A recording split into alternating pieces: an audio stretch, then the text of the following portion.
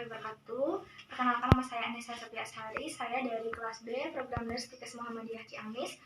Pada kesempatan kali ini, saya akan mempraktikkan sebuah video tentang fisioterapi dada dan edukasi kepada pasien anak dengan diagnosa pneumonia. Baik, di sini sedikitnya akan kita jelaskan bahwa fisioterapi dada tersebut terdiri dari 5 bagian penting ya. Yang pertama yaitu ada perkusi, vibrasi, kemudian ada batuk efektif, postural drainase, dan juga ada pernafasan diafragma. Selanjutnya mungkin akan dipraktikkan juga pernafasan push lip breathing ya sebagai tambahannya.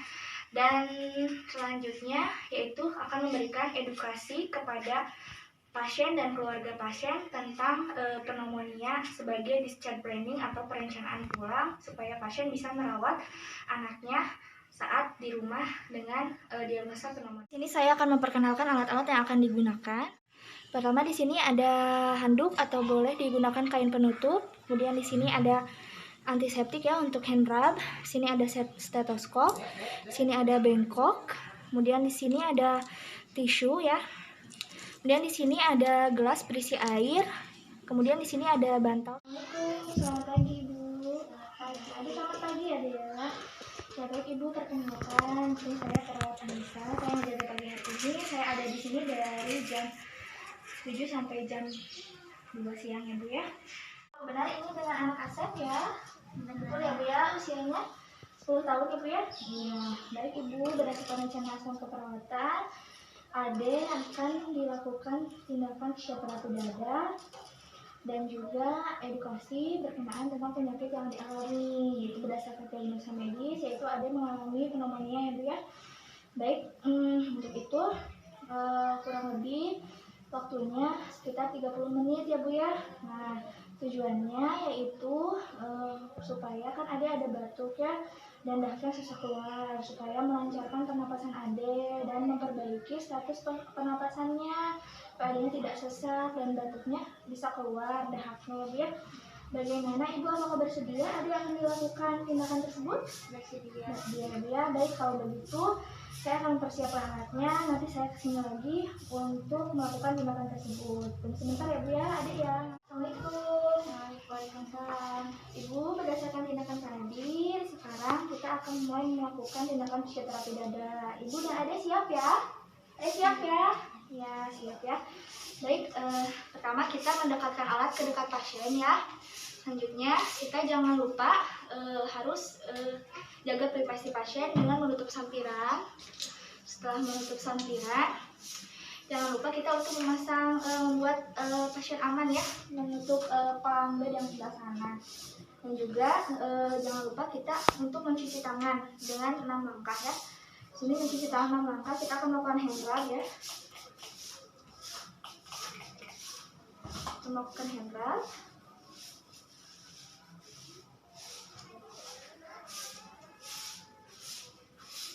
Terus jangan lupa kita untuk menggunakan sarung tangan ya, handscoot.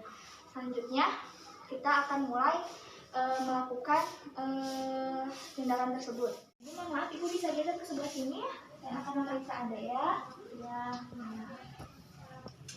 Baik, langkah yang pertama yaitu kita akan melakukan pengkajian. Lakukan pengkajian status pernafasan Ade ya, anak tersebut ya. Pertama-tama kita akan mempalpasi respirasi rate dan perhitungan nadi. Kita berhitung dulu ya. Kita menghitung selama 1 menit full ya.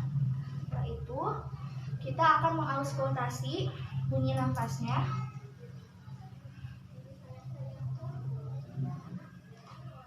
Untuk menentukan di mana produksi sputum yang terbanyak ya, yang tidak bisa pasien keluarkan. Kita akan mengauskultasi bunyi nafas atau status pernapasan kita.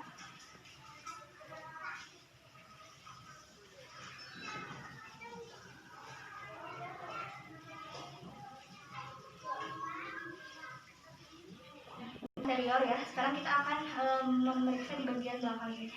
Adek bisa duduk sebentar, pelan-pelan saya bantu ya. Duduknya ya. Kemudian kita mengauskultasi di bagian belakang juga sama ya.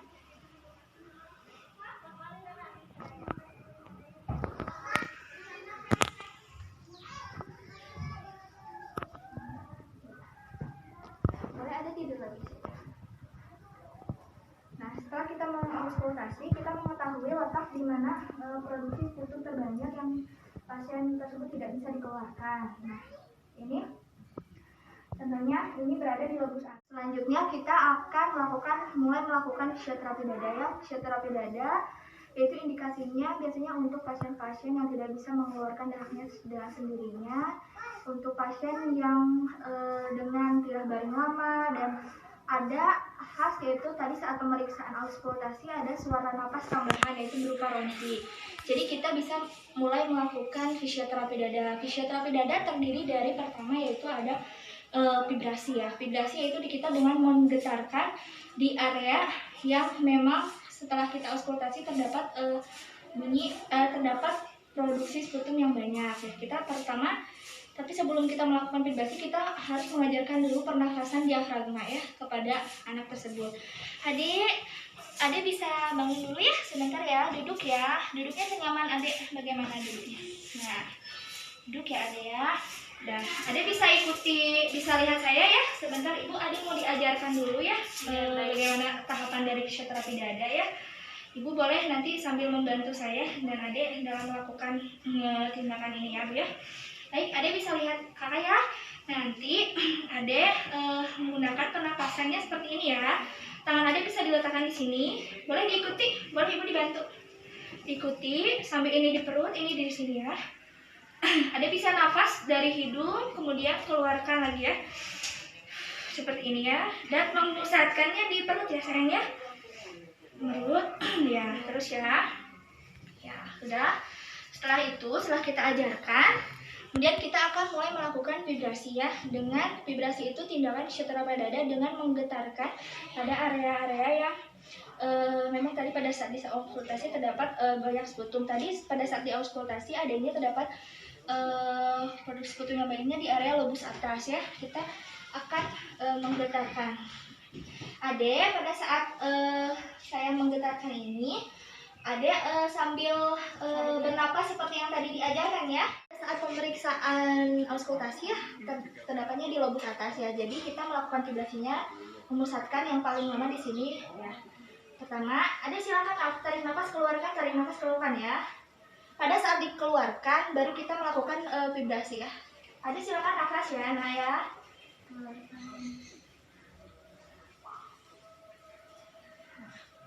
Dan ini bisa dilakukan 2-3 menit ya. Adek mau coba lagi? Dilakukan sekali lagi ya, nah ya. Yuk coba nafas. Pada saat dikeluarkan, kita melakukan vibrasi. Seperti itu dilakukan 2-3 menit ya. Baik. Untuk selanjutnya kita akan melakukan tindakan perkusi. Perkusi yaitu dengan memukul-mukul atau menepuk-nepuk ya pada area yang memang terdapat produksi sputum yang banyak. Oke. Sekarang kita akan melakukan pernapasan dalam ya untuk selanjutnya melakukan tindakan perkusian. Nanti adek tarik nafasnya melalui hidung, keluarkannya melalui mulut ya. Siap ya? Yuk, tarik nafas. Keluarkan dari mulut. Nah, lagi. Nah, nanti seperti itu ya, Nek ya. Selanjutnya kita akan melakukan tindakan perkusi ya. Perkusi yaitu dengan menepuk-nepuk atau memukul-mukul di area lapang lobus yang terdapat banyak produksi sputum ya. Melakukan tindakan perkusi seperti ini ya.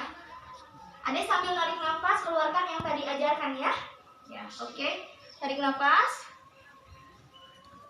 Keluarkan.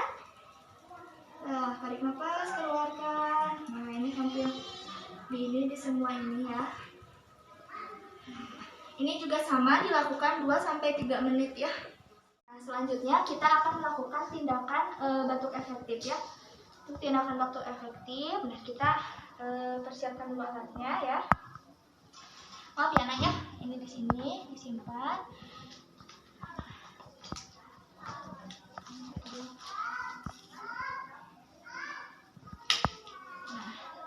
Kita ini persiapkan di sini. Kita ajarkan dulu ya dari pengarahan dulu terhadap anaknya.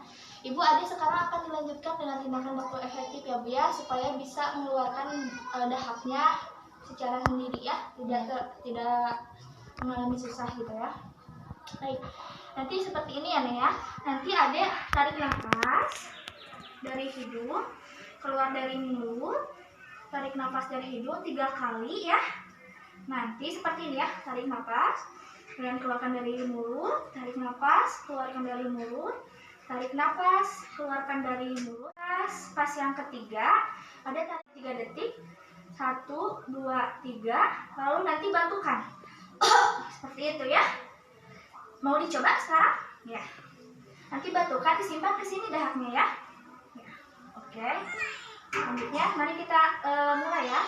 Tarik nafas melalui hidung, keluarkan melalui mulut. Tarik nafas melalui hidung, keluarkan melalui mulut. Tarik nafas, tahan dulu. 1, 2, 3, bantukan. Ya. Boleh diulangi lagi ya. Baik, boleh ini dipegang sendiri sama adik ya. Nah, sekarang ikuti instruksi kakak ya. Tarik nafas, keluarkan melalui mulut. Tarik nafas, keluarkan melalui mulut.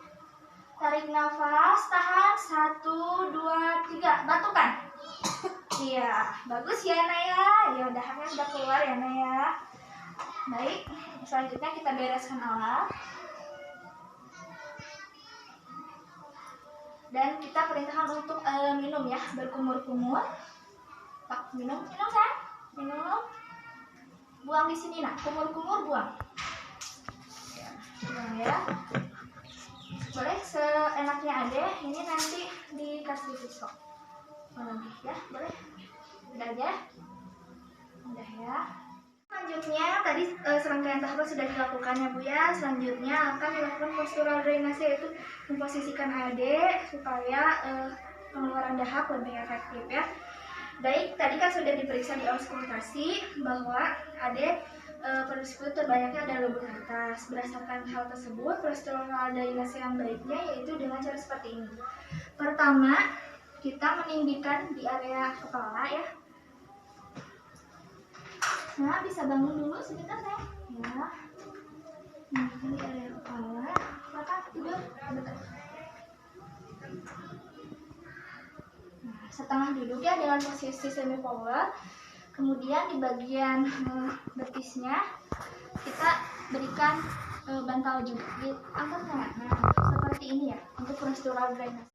Selanjutnya setelah serangkaian hal tersebut dilakukan, tindakan fisioterapi dada, kita membereskan alat, mencuci tangan, kemudian kita melakukan evaluasi dengan mengauskultasi dan mempalpasi kembali status pernapasan anak tersebut. Ibu, ada tadi sudah dilakukan tindakan perawatan, sekarang saya akan mengeceknya kembali ya Bu ya.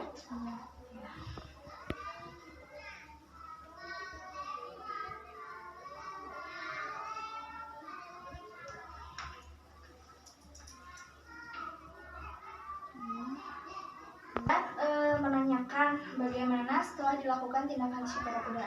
Ade, tadi sudah dilakukan ya. Gimana sekarang sesaknya berkurang? Batuknya sudah bisa dikeluarkan enggak? Bisa ya. Sesaknya gimana? Sesak enggak sekarang? Enggak ya. Iya. Baik, seperti itu. Nah, Ibu, tindakan tadi sudah dilakukan ya Bu ya. Nah, selanjutnya mungkin nanti Ibu bisa melakukan di rumah ya. Nah, selanjutnya di sini saya akan memberikan sedikit pendidikan kesehatan, edukasi untuk Ibu melakukan di rumah ya.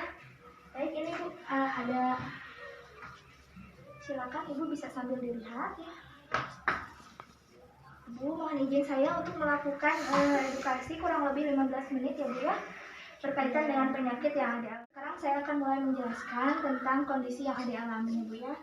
Berdasarkan catatan medis ya Bu ya, bahwa ada ini mengalami pneumonia ya Bu ya. Nah, yakni pneumonia itu adalah inflamasi atau peradangan pada jaringan paru-paru. Nah, biasanya penyebabnya yaitu karena bakteri yang paling banyak. Biasanya contoh bakterinya yaitu adalah Staphylococcus dan Streptococcus ya.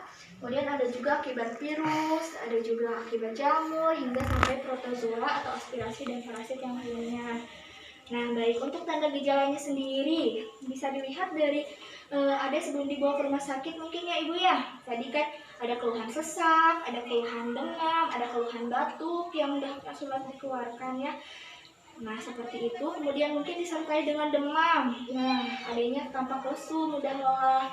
Nah, itu tanda gejala sedikit tentang pneumonia ya.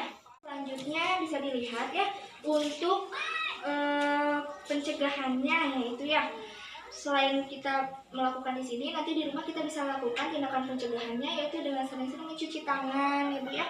Mencuci tangan 6 langkah seperti yang tadi ya Bu ya. Selain itu kita juga imunisasi anak ibu kan sudah lengkap mungkin Bu? Ya, sudah lengkap ya Bu ya. Ya, diberikan makan makanan yang bergizi, makanan seimbang, sehat seperti itu ya Bu ya. Kemudian juga selanjutnya, adapun penata laksanaan mungkin kriteria nanti apabila adiknya sesaknya atau pneumonia yang berat, sebaiknya harus dirawat ke rumah sakit ya Bu ya. Nanti ada kriteria-kriteria sendiri yang harus membuat adik harus segera dibawa ke rumah sakit.